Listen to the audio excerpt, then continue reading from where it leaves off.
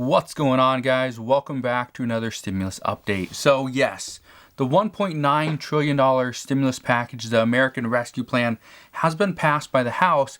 Now it's going to be kicked over to the Senate and they will start debating this possibly on Monday. So it can be up for a vote any day now, but some are expecting this could take just a few days. Others say this could take a few weeks. What we do know is inside this $1.9 trillion stimulus package, there's a lot that has been included. However, there's also a lot that is missing.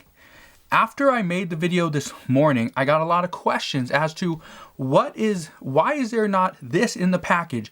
Why are we not seeing this? Why is there no Social Security benefits? Why is there no tax forgiveness, student loan forgiveness, and all this other stuff, right? And so here is what we are now hearing. First, I just want to say that you guys are providing a lot of great questions. You guys are answering a lot of great questions, and I'm trying to research every single one of those questions for you guys to keep you up to date on everything that we know. So first, because this is one of the most common questions I get, why is there nothing in the stimulus package for SSI and SSDI? Why are people on Social Security and on a fixed income, why are we being left out every single time? As of right now, I have no idea why you're being left out. I know a lot of you guys are furious that there's no SSI, SSDI, help or relief. But right now, what we are hearing is that the reports indicate that Social Security could be addressed in the upcoming infrastructure bill. Now, according to Dick Durbin, this is already being worked on. However, this could take another few months. So this is not a done deal yet. We have not got the facts, the text for this bill yet. They're still working on it. But as soon as we do, I promise I will let you know everything that we hear. Another thing that is missing in this $1.9 trillion stimulus package is retroactive checks. Now, I want to be 100% clear. This was always a long shot, but there were reports that we could see a retroactive $600 stimulus check to all adult dependents. An adult dependent is anybody that was actually over the age of 18 or older. This would include college students. This would include the elderly. So if you had a college student or let's say an elderly parent or just somebody on your tax return that was an adult, they would not have received the $600 check and they would not have received the $1,200 check that we received back in April. So that's been almost a year ago. It's been a while. We've been dealing with this for a while. But what we know is there is no retroactive stimulus checks in this bill. However, you can go and get your $600 stimulus check if, let's say, you were a dependent in 2020, but you go and file as an individual in 2021, you would technically be able to get your retroactive $600 because you're filing as an individual.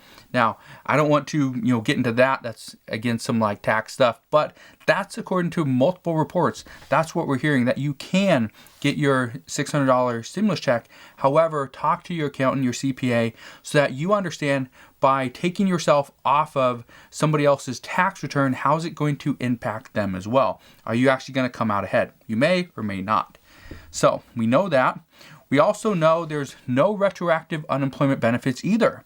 This was another big thing, and this is something that progressives really were pushing for. They were pushing to see an additional $100 from December 27th to March 14th. Well, we got 2 more weeks until March 14th. So what we know is this would have provided an additional $1,100 to anybody that was on unemployment benefits for that time frame. But right now that's not in the bill. We also know that the unemployment insurance benefits expire on August 29th, even though some were pushing to have it run all the way through the end of September. So people on unemployment will be missing 1 month. Now that could be added into this bill through the Senate. However, at this time, this does not look likely. There are multiple reports saying that, yes, progressives are still fighting for additional benefits. And now that the $15 minimum wage has been cut, or it is supposedly going to be cut in the Senate to abide by the Byrd rule, that we need to figure out a way to repurpose those $77 billion. So right now, yes, the $15 minimum wage, it has been included in this bill from the House version of this $1.9 trillion stimulus package. but some reports are saying that this was just a political move, and these reports are mainly from Republican media. But what you need to keep in mind is that yes, this probably was just a political move, because now Democrats can tell their constituents, we tried to get $15 per hour for you guys, but Republicans blocked it. That's why you need to put more Democrats into the Senate. And Republicans are going to be like, well, we've been dealing with this issue for months, and President Biden has not gone anywhere. The Democratic House has not passed any meaningful bills. The Senate can't do a thing because, well, you need more Republicans in the Senate. So yes, it's just a political move. We're going to see more political games. That is kind of where we're at. Even Pramila Jayapal, a Democratic representative, she had this to say about the provision of not having minimum wage. She says, and I quote, "It's not just about minimum wage. Democrats made a lot of promises in winning the House, the Senate, and the White House, and it's going to come up again and again." And she is right. Democrats, your constituents, for anybody that you put in, the constituents are going to be very upset that why did we vote for you when you have all the power in the world to deliver and you still can't deliver? Why? Why should we continue to vote Democrat? So we will see what happens there, but right now there's a lot of progressives that are extremely upset, not just with Republicans, but with Democrats as well. So it's not just one person that's mad, it's almost every single person in Congress. And another thing that was proposed to be included in this package was a tax forgiveness for anybody that received any unemployment benefits for 2020. Well, here's what we know. And this was a proposal by the number 2 senator, Democratic senator, that's Dick Durbin. He proposed that any taxes that you owe just completely be forgiven, completely be dropped, because this would have given anybody that was paid unemployment benefits a huge amount of money, a good lump sum.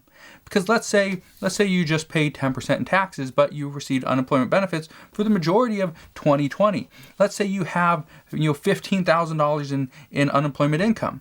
Well, great. Well, what if you have to pay 10%? That's $1,500. A tax forgiveness on this would have meant, okay, you do not have to pay us $1,500. You get to keep that $1,500. That would have been a big boost. However, right now, what we're seeing is this is not in here. But this is, according to reports, something that could be added in the Senate. This could be something that Dick Durbin proposes to include, but as of right now, we just don't know. Remember when I said there's $77 billion that can kind of be repurposed because the $15 minimum wage can't get passed through a budget reconciliation? Well, this is what some people are saying. Let's put it to the tax forgiveness for people on unemployment insurance benefits. This would help them out greatly. So we will see what happens there. But again, all the talks coming up in the Senate, they're going to happen most likely this week, possibly going into the following week. I just want to be 100% clear. There is no guarantee that we see this passed by March 14th. Hopefully we do. However, that's not a guarantee, and I would not guarantee that. I would not put my life on the line there, because we know Congress moves very slowly. Another thing is there's no hazard pay for essential workers. This wasn't included. I addressed this earlier today, and this is a huge blow for those that did put their lives on the line, working in retail stores, working in hospitals and clinics, and first responders. A lot of you guys, first off, thank you for everything that you have done.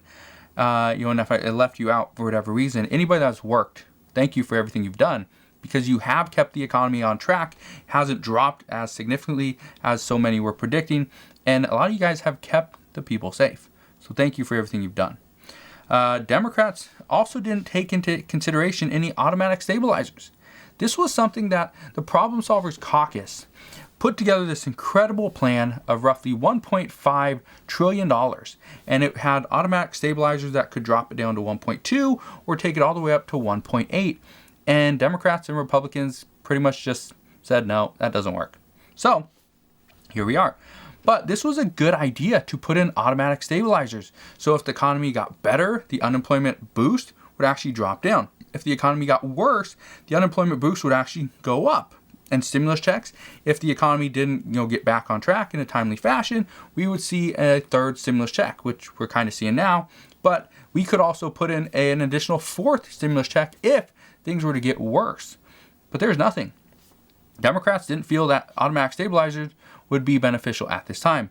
But some say that this could come back through the Senate. Others say this could come back and bite us if we do not add this in at this time.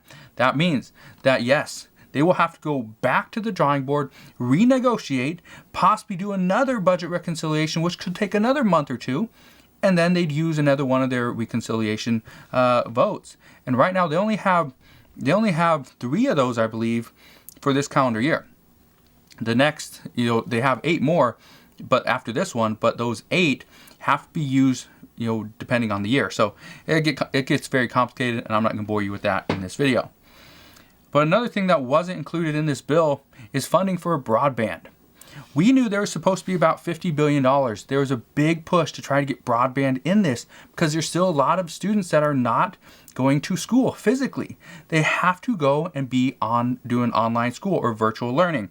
Problem there is a lot of kids, and you've probably seen this on the news or even on Yahoo or anywhere, that you see kids sitting on the side of the street next to a Taco Bell or a Starbucks trying to get their Wi-Fi so they can actually attend their class. And why should we do this? There should be no reason why any child in the United States cannot have decent internet. You go to, I think like Sweden or Norway or places in Europe, they have lightning fast internet in the middle of a field. In the middle of a field. They have lightning fast internet, and we can't get, good internet in a city or a town.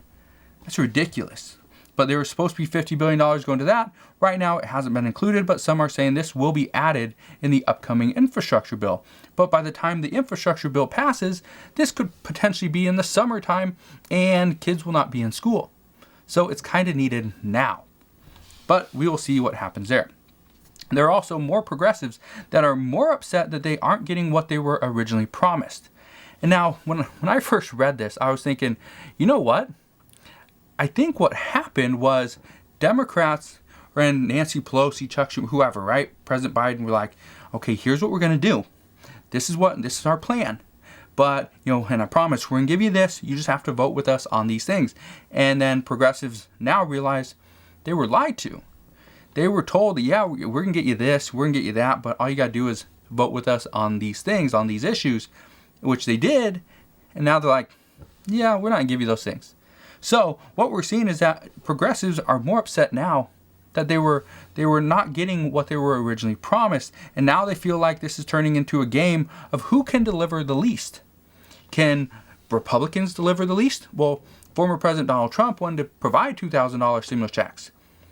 President Biden is just taking his idea. So right now they're saying who can deliver the least. Right now, that's not a good idea. That's not a good feeling. Is you're going to compete for who can deliver the least? That is horrible. So I wanted to give you an idea of what is missing in this bill because right now some of these talks are going to pop back up again within the Senate. Now, I don't want to dangle the carrot over your head saying, hey, here it is. Here's your treat, because Congress does move very slow. We do know that, yes, some of these things will be talked about. We might hear about Social Security. Chances are it's not going to happen. We might hear about retroactive unemployment checks. Chances are it's not going to happen. We might hear about the retroactive $600 for a stimulus check for adult filers. But again, that's something that might not happen. I just want to be 100% clear. A lot of the things that I just addressed might not happen.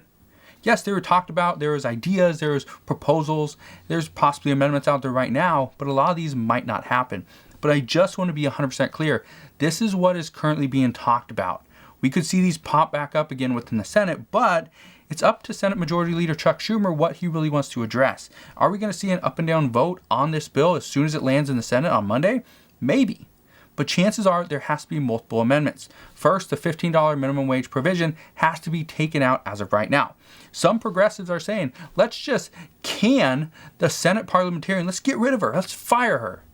It's been done before. Republicans got rid of the Senate parliamentarian before, and now progressives are saying, let's do it again. Because, she's just going to continue to just side with Republicans on everything they want, and we're never going to get anything passed that we really want. Any meaningful relief. The $15, she says, might not happen. And then she also says, this one representative saying that if we see Joe Biden or President Biden address climate change, is the Senate parliamentarian going to come and say, no, that does not affect the federal budget, so you cannot pass that? So they're saying that right now, this is the one person that's holding everything up, is the Senate parliamentarian who's supposed to be of a neutral party, and she's actually siding with Republicans. Now, I don't know if she really is. We could probably figure that out after, a few more proposals and a few more of her rulings. But as of right now, I just don't know. But what I do know is as we know more, I promise I will share more. I just wanted to share all this with you, kind of keep you updated on what we are hearing.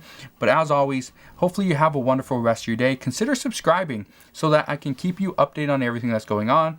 Again, thank you guys for watching, and I'll see you guys on the next one.